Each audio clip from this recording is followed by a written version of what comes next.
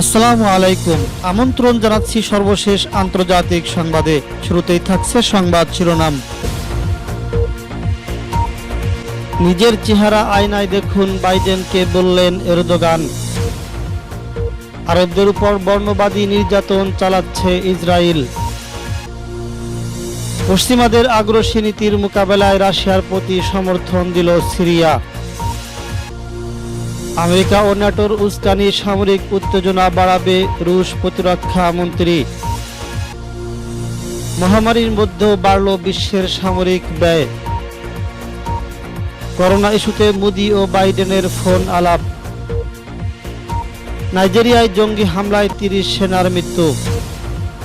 এবং সর্বশেষ থাকছে ভারতের সঙ্গে বিমান যোগাযোগ বন্ধ করল অস্ট্রেলিয়া। শুনছিলেন সংবাদ শিরোনাম, এখন বিস্তারিত।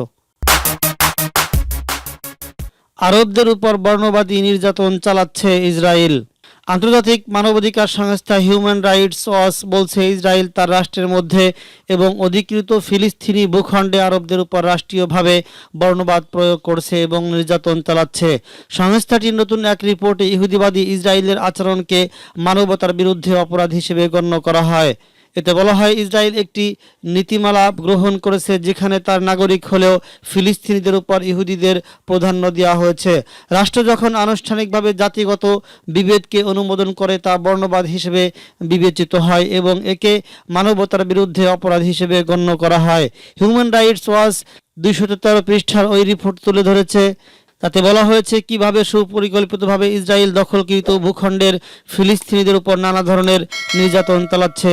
এর মধ্যে রয়েছে ফিলিস্তিনিদের তাদের বাড়িঘর থেকে জোর করে বের করে দেওয়া, তাদের বাড়িঘর নির্মাণের উপর নিষেধাজ্ঞা, তাদের চলাচলের উপর বিধিনিষেধ আরোপ করা। হাজার হাজার ফিলিস্তিনি যারা নানা দেশে শরণার্থী জীবনযাপন করছেন তাদের দেশে ফিরতে দেয়া হচ্ছে না বলে রিপোর্টে তুলে ধরা হয়েছে। হিউম্যান রাইটস ওয়াচ ফিলিস্তিনিদের বিরুদ্ধে ইসরায়েলি সরকারের বর্ণবাদী আচরণ এবং মানবাধিকার লঙ্ঘনের ঘটনাগুলো তদন্ত করে দেখার জন্য আন্তর্জাতিক অপরাধ আদালতের প্রতি আহ্বান জানিয়েছে। এ ব্যাপারে জাতিসংঘের তত্ত্বাবধানে একটি তদন্ত কমিটি গঠন করার জন্য মানবাধিকার সংস্থাটি আন্তর্জাতিক সম্প্রদায়ের প্রতি আহ্বান জানিয়েছে। তবে এসব অভিযোগ অস্বীকার করেছে ইসরায়েল। ইহুদিবাদী দেশটির পররাষ্ট্র মন্ত্রণালয় হিউম্যান রাইটস ওয়াচের এই রিপোর্টকে প্রত্যাখ্যান করে বলেছে অভিযোগগুলো উদ্ভূত এবং বানোয়াট। তারা বলছে, হিউম্যান রাইটস ওয়াচের ইসরায়েল বিরোধী এজেন্ডা দীর্ঘদিনের। ইসরায়েলের সংখ্যালঘু আরবদের সংখ্যা মোট জনসংখ্যার শতকরা 20 ভাগের কিছুর উপরে। এর বাইরে ইসরায়েলের দখলকৃত ওয়েস্ট ব্যাংকে রয়েছে 25 লাখ ফিলিস্তিনি। ইসরায়েলের অধিকৃত পূর্ব জেরুজালেমে বসবাস করেন 3.5 লাখ ফিলিস্তিনি। আর গাজা ভূখণ্ড যেটিরও ইসরায়েলের দখলে, সেখানে 19 লাখ ফিলিস্তিনি বাস করেন। নিজের চেহারা আয়নায় দেখুন, বাইডেনকে বললেন এরদোগান। মার্কিন প্রেসিডেন্ট বাইডেন আর্মেনিয়ার কথিত গণহত্যার জন্য তুরস্ককে দায়ী করে গত শনিবার যে বক্তব্য দিয়েছেন তা পাল্টানোর আহ্বান জানিয়েছেন তুরস্কের প্রেসিডেন্ট রিসেপ তাইয়েপ এরদোগান। তিনি হুঁশিয়ারি উচ্চারণ করে বলেছেন, 1915 সালের ঘটনাকে গণহত্যা বলে স্বীকৃতি দেওয়ার কারণে দুই দেশের মধ্যকার সম্পর্ক ক্ষতিগ্রস্ত হবে। সোমবার তুর্কি মন্ত্রিসভার বৈঠকের পর সাংবাদিকদের কাছে এরদোগান বলেন, 100 বছরেরও বেশি সময় আগে আমাদের অঞ্চলে ঘটে যাওয়া একটি দুঃখজনক ঘটনা নিয়ে মার্কিন প্রেসিডেন্ট ভিত্তিহীন, অন্যায় ও অসত্য মন্তব্য করেছেন।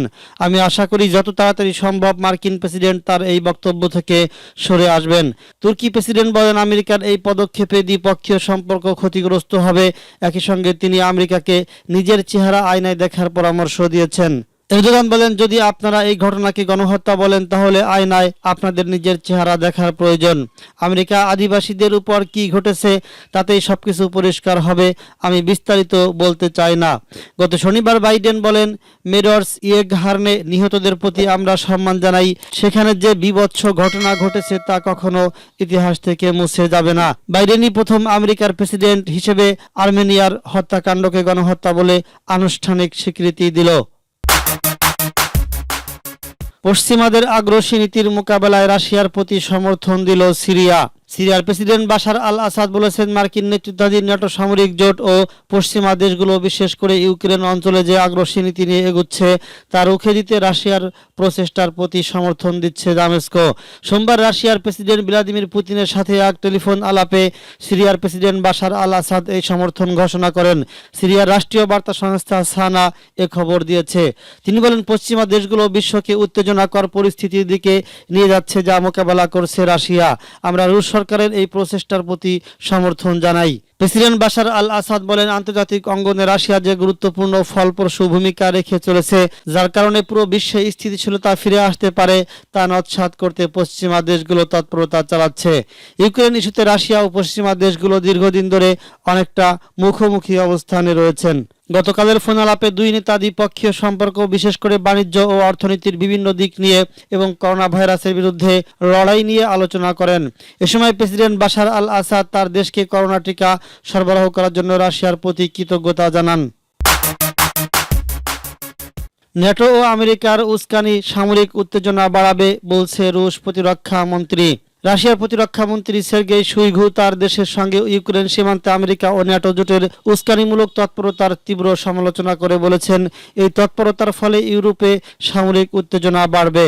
তিনি মঙ্গলবার তাজিকিস্তানের রাজধানী দোশাম্বেতে সম্মিলিত নিরাপত্তা চুক্তি বা সিএসটিও ভুক্ত দেশগুলোর প্রতিরক্ষা মন্ত্রীদের এক বৈঠকে এই হুঁশিয়ারি উচ্চারণ করে বলেন, শুইগু বলেন, আমেরিকা ও ন্যাটো ইউরোপে যে সামরিক তৎপরতা চালাচ্ছে তাতে এই মহাদেশে যুদ্ধের আশঙ্কা অনেক বেড়ে গিয়েছে।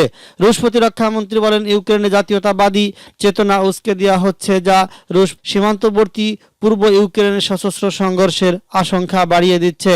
মস্কো ঘনিষ্ঠভাবে পরিস্থিতি পর্যবেক্ষণ করছে বলে জানান সের্গেই শুইগু। তিনি বলেন, 2 দিন আগে মার্কিন সেনারা যে জার্মানির দরুসু বন্দরে অবতরণ করেছে তা আমাদের দৃষ্টি এড়ায়নি। ইউরোপ জুড়ে ন্যাটো জোটের সেনা মোতায়েন করা হচ্ছে, যা অশনি সংকেত বয়ে আনছে। ইউক্রেনের পক্ষ থেকে গত কয়েকদিন ধরে অভিযোগ করা হচ্ছে, দেশটির পূর্ব সীমান্তে সেনা ও সামরিক সরঞ্জাম মোতায়েন করছে রাশিয়া। এছাড়া পূর্ব ইউক্রেনে রুশ সমর্থিত সশস্ত্র ব্যক্তিরা পদ্ধতিগতভাবে অস্ত্রবিরতি লঙ্ঘন করছে বলে কিয়েভ অভিযোগ করেছে। ইউক্রেন এমন সময় এই অভিযোগ করেছে যখন দেশটি মাত্র কিছুদিন আগে আমেরিকার কাছ থেকে কয়েক কোটি ডলারের সামরিক সহযোগিতা গ্রহণ করেছে। এসব সহযোগিতার মধ্যে রয়েছে ড্রোন, ট্যাঙ্ক, বিধ্বংসী ক্ষেপণাস্ত্র ও সাজোয়াজান। আমেরিকার কাছ থেকে গ্রহণ করা এসব সমরাস্ত্র রুশ সীমান্তে মোতায়েন করার পরই রাশিয়া ইউক্রেন সীমান্তে সেনা সমাবেশ বাড়িয়েছে। মহামারীর মধ্যেও বিশ্বের সামরিক ব্যয় বৃদ্ধি। স্বাস্থ্য ও অর্থনৈতিক সংকট সত্ত্বেও 2020 সালে বিশ্বের সামরিক ব্যয় কমেনি।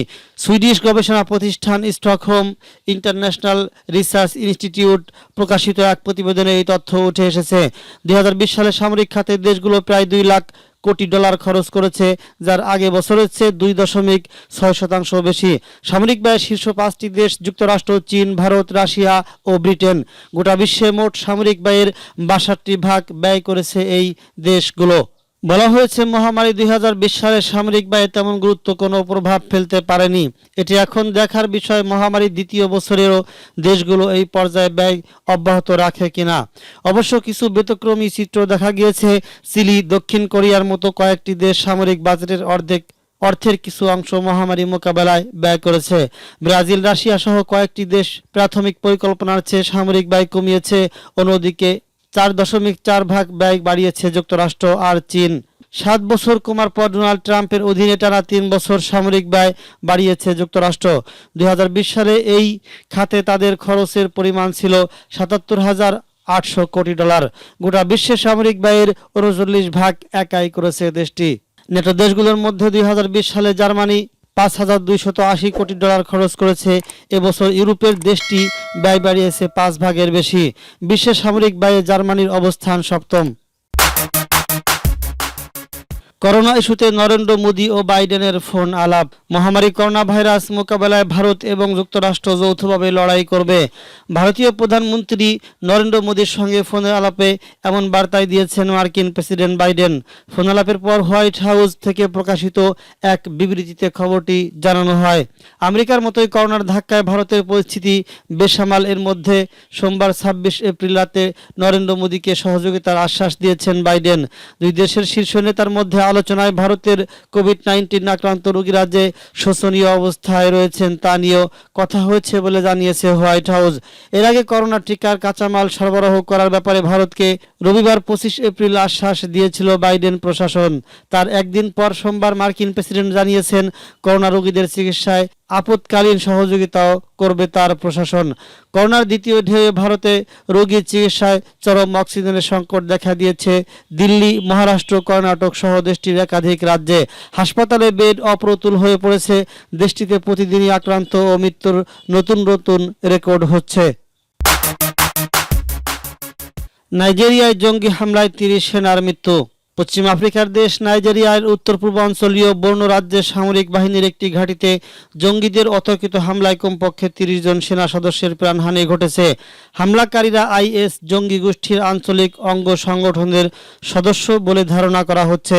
সোমবার 26 এপ্রিল সামরিক সূত্রের বরাতে ব্রিটিশ বার্তা সংস্থা রয়টার্স জানায়, সামরিক পোশাকে সজ্জিত জঙ্গিরা বর্নো রাজ্যের মাইনক শহরের সেনাঘাঁটিতে রবিবার 25 এপ্রিল হামলাটি চালানো হয়। ভয়াবহ এই হামলায় 33 সেনা সদস্য নিহত হন। কয়েক ঘন্টার চেষ্টার পর অবশেষে দেশটির প্রতিরক্ষা বাহিনী সেনাদের উদ্ধারে বিমান হামলা শুরু করলে জঙ্গিরা পিছু হটতে বাধ্য হয়। বিষয়টি নিয়ে জানতে চাইলে দেশটির একজন সামরিক মুখপাত্র মুঠোফোনে রয়টার্সকে বলেছেন তারা এই ঘটনার বিষয়ে একটি বিবৃতি দেবেন, তবে তারা আর কোনো মন্তব্য করতে রাজি হননি। প্রতিবেদনে আরও বলা হয়েছে, চলতি বছর নাইজেরিয়াতে বর্ধিত নিরাপত্তাহীনতার কারণে বহু সেনা ও সাধারণ নাগরিকের মৃত্যু হয়েছে। উল্লেখ্য, মাত্র 1 মাস আগেই দেশটির উত্তর পূর্বাঞ্চলে ইসলামিক উগ্রবাদীদের 4টি হামলায় 30 সেনা সদস্য প্রাণ হারিয়েছেন। ভারতের সঙ্গে বিমান যোগাযোগ বন্ধ করল অস্ট্রেলিয়া। অস্ট্রেলিয়া আগামী 15 মে পর্যন্ত ভারত থেকে সরাসরি যাত্রীবাহী বিমান আসা বন্ধ ঘোষণা করেছে। ভারতে মহামারী করোনা ভাইরাসের সংক্রমণ তীব্র রূপ ধারণ করায় অজি প্রশাসন বাধ্য হয়ে এই উদ্যোগটি গ্রহণ করল। দেশটির প্রধানমন্ত্রী স্কট মরিসন বলেছেন, স্পষ্টত ঝুঁকির কারণে অন্তত 15 মে পর্যন্ত ভারতের সাথে বিমান যোগাযোগ বন্ধ থাকবে। এর ফলে শীর্ষস্থানীয় ক্রিকেটার সহ হাজার হাজার অস্ট্রেলিয়ান আটকা পড়বে।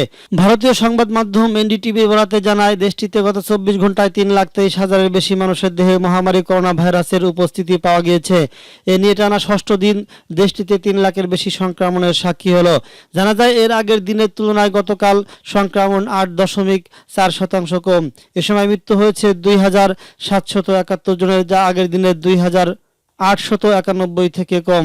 ভারতে এখন পর্যন্ত 1,76,00,000-এর বেশি মানুষের দেহে করোনা ভাইরাসের উপস্থিতি পাওয়া গিয়েছে। মৃত্যু হয়েছে 1,97,894 জনের।